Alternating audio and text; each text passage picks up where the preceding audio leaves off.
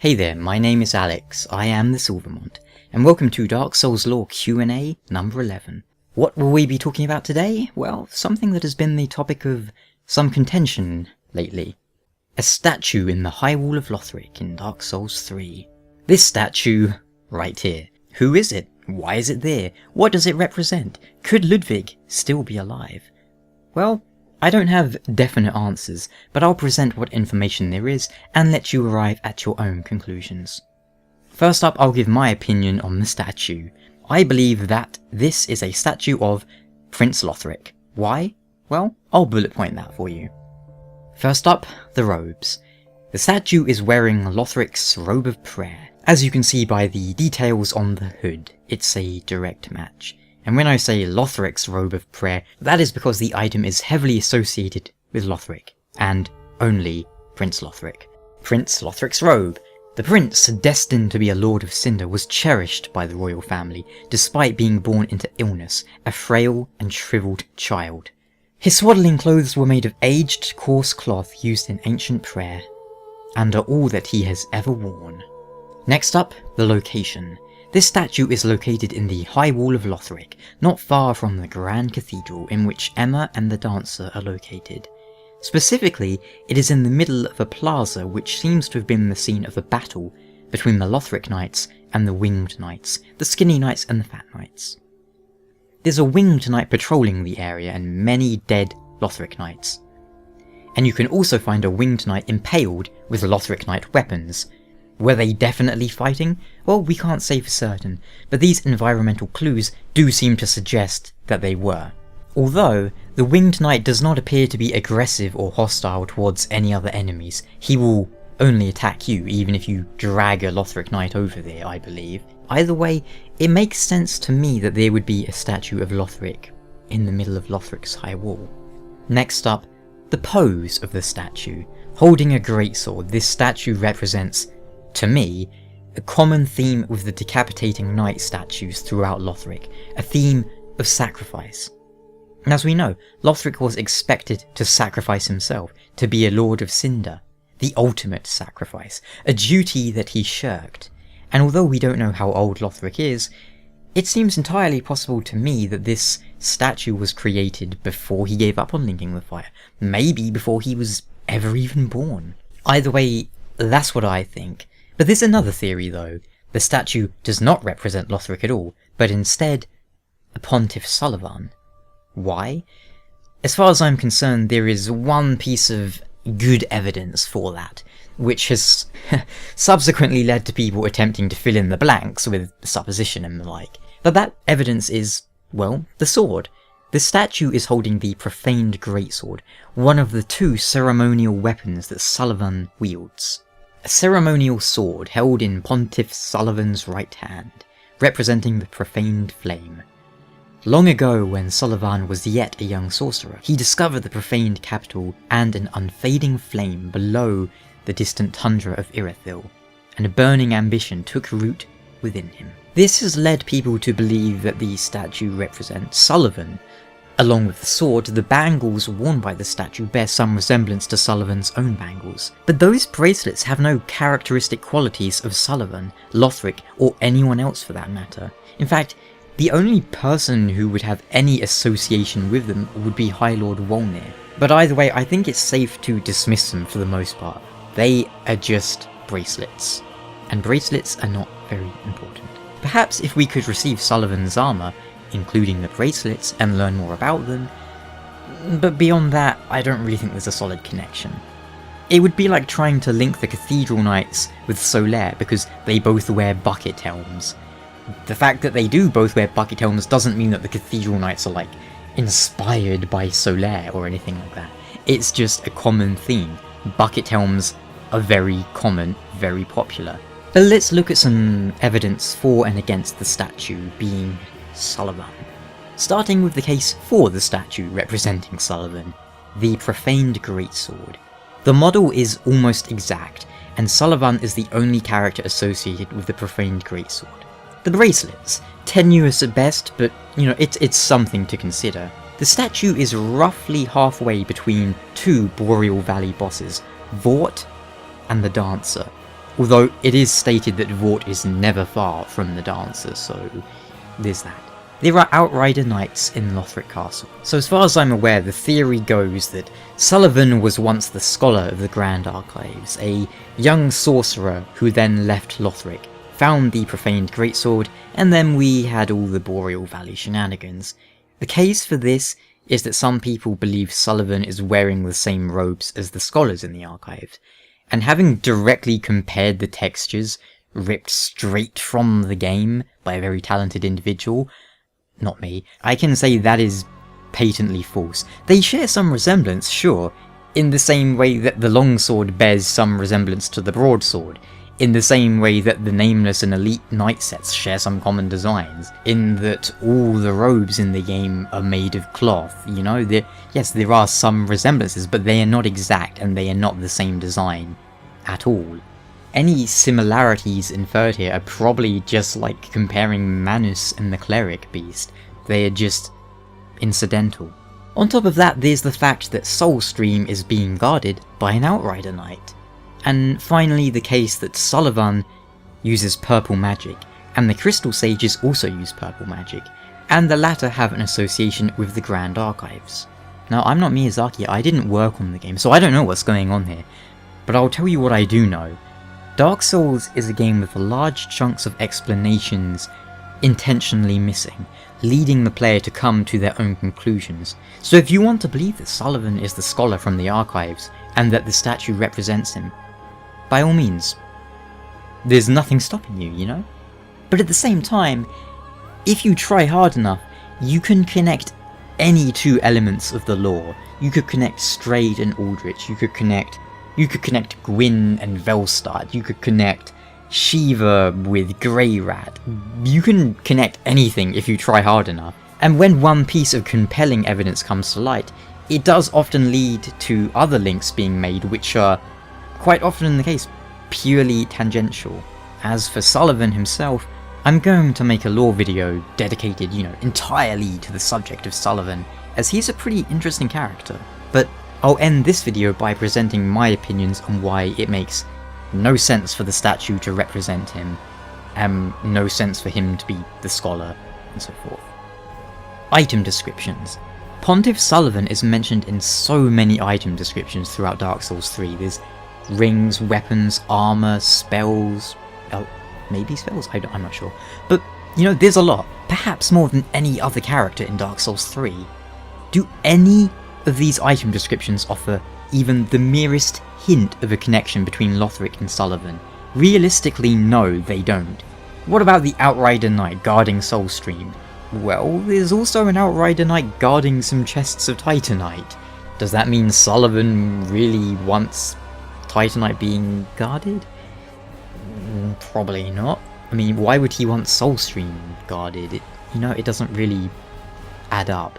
There's also an Outrider Knight guarding a door to the Road of Sacrifices. I feel this enemy placement is largely incidental. Oh, certainly you can argue the first knight is attempting to prevent you from reaching the Cathedral of the Deep by guarding the door to the Road of Sacrifices. But, wouldn't it make more sense just to have, 3 Outrider Knights in that tiny bit that leads to the Cathedral of the Deep, But, whatever. The game seems to drive the point home that Outrider Knights, including Vort and the Dancer, aren't exactly conscious. They aren't sentient. Well, being conscious or sentient you can argue, but they are approaching, or already have arrived at the point of being mindless, wild beasts. It's also worth noting that in most cases the Dancer will appear after Sulyvahn has been defeated, so it's probably unlikely that Sulyvahn is controlling the Dancer or anything like that. Sulyvahn just exiled them because he's a douche. But the Outrider Knights are again something to think about another time. The robes, the bangles, and the magic though? The robes do not match the scholars, and the statue is wearing the robe of prayer, not the scholar robe. The bangles, as I've said, they honestly aren't an important detail. They are not characteristic of anyone. Nobody's character is involved with their bracelets or bangles other than Wolnir, and Wolnir has nothing to do with this, most likely. And the magic? Well, rather than being the same colour as the Crystal Sages and that having any importance, I think the more obvious explanation here comes from Sulyvahnn's established storyline. He deposed Gwyndolin and proclaimed himself Pontiff. We know that for sure. He's replaced Gwyndolin as the King of Anor Londo, essentially. What miracle is Gwyndolin himself associated with? Dark Moonblade. What colour is Dark Moonblade? It's purple, and Sulyvahnn's magic matches this. The Greatsword of Judgment literally uses a sorcery form of Dark Moonblade for the weapon art, and the weapon description all but remarks on how Pontiff Sulyvahn is aping Gwyndolin's miracles. A ceremonial sword held in Pontiff Sulyvahn's left hand, representing the judgment of the moon, but with magic far closer to sorcery than any existing lunar power. Its dark blue hues, deeper than the darkest moon, reflect Sorcerer Sulyvahn's true nature. Representing the judgment of the moon, but with magic far closer to sorcery, is the key phrase here. You could basically say, representing Dark Moonblade, but it's not Dark Moonblade. Sulyvahn isn't a miracle user, he isn't a faith build, he is an intelligence, a sorcery character. He is imitating Dark Moonblade with sorcery. After all, Dark Moonblade itself is rare amongst miracles in that it does magic damage, not lightning or sunlight damage. I would personally say that's a much better connection than just being the same colour as the Crystal Sage. Does Sulyvahn use anything remotely like crystal magic? No, he has a weapon that looks like Dark Moonblade and he shoots out laser beams from it. To be honest, I think the Crystal Sage thing is just so we can tell which is the real Crystal Sage anyway. I don't think there's any relevance to Crystal Sage's magic being purple. Okay, so that's the magic and that's the... But what about the profaned greatsword? Did Lothric possess it at one point? Why isn't the statue wielding Lothric's platinum sword? I don't know, I really don't. I can tell you that at some point in development it looks like Lothric was going to have a scythe instead of a sword, because there is a Lothric, well, there is a Prince Lothric scythe in the game files that you can't, use through normal gameplay.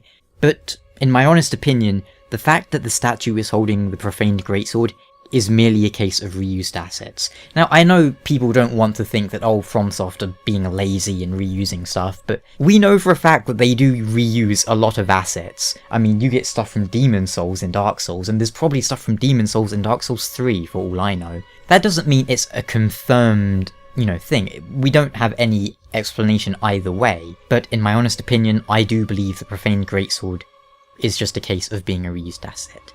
Sticking with the subject of honesty, can you honestly say that you recognise the statue's weapon? I would be very surprised if many people did.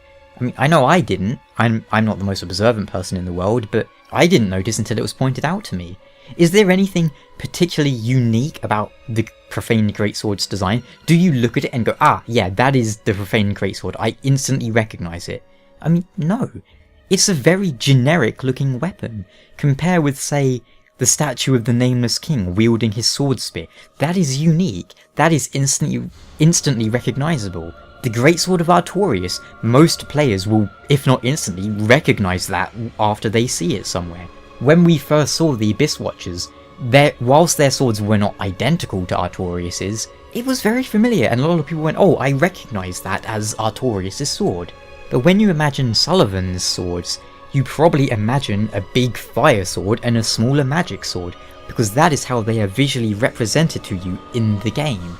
Likewise, the statue version of the Profaned Greatsword lacks the fine detail along the blade, the only part that is really sort of characteristic other than the flame, and obviously a statue can't be flaming, or actually it could, a statue could be flaming, and that would be pretty cool having a fire magic statue thing, but I digress. Why would they include the details on the robe of prayer, but not on the blade, if you weren't supposed to focus on one aspect over the other? So in my opinion, it's just supposed to represent a generic big sword that Lothric is holding. After all, if this is a statue of Sulyvahn, where's the other sword? Where's the Greatsword of Judgment? Sulyvahn wields his ceremonial twin swords in a very distinct pose. Why is the other sword missing? It may not be the platinum sword associated with Lothric's soul, but this statue definitely seems to share more themes with Lothric than Sulyvahn.